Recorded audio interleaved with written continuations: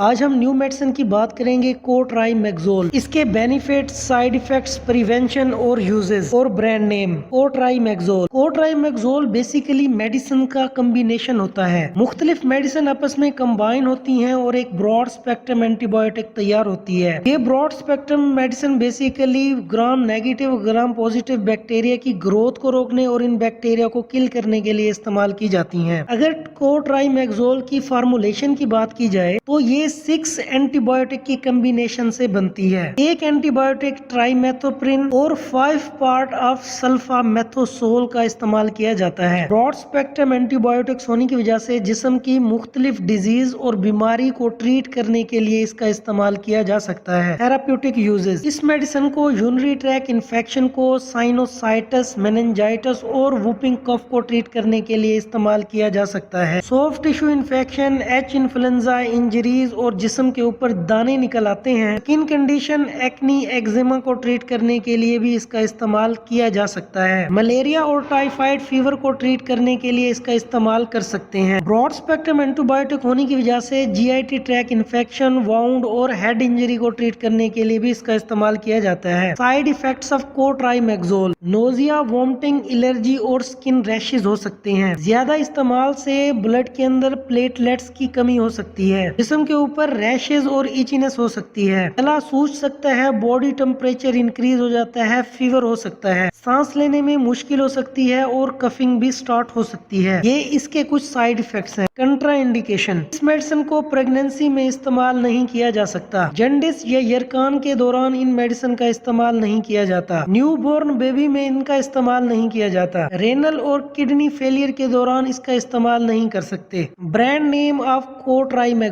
कोट्राइमेक्सोल, सेप्ट्रॉन, बैक्ट्रम, निकोट्रम, ये इसके कुछ ब्रांड नेम हैं जो फार्मेसी के ऊपर इजीली अवेलेबल होती हैं। ये मेडिसिन इंजेक्शन, टैबलेट और कैप्सूल फॉर्म में अवेलेबल होती हैं और दिन में 2 बार इस्तेमाल की जा सकती हैं। ऐसी इन्फॉर्मेटिव वीडियोस देखने के लिए हमारे इस चैनल मेडिक्स हॉस्पिटल को सब्सक्राइब करें और प्लेलिस्ट को विजिट करें।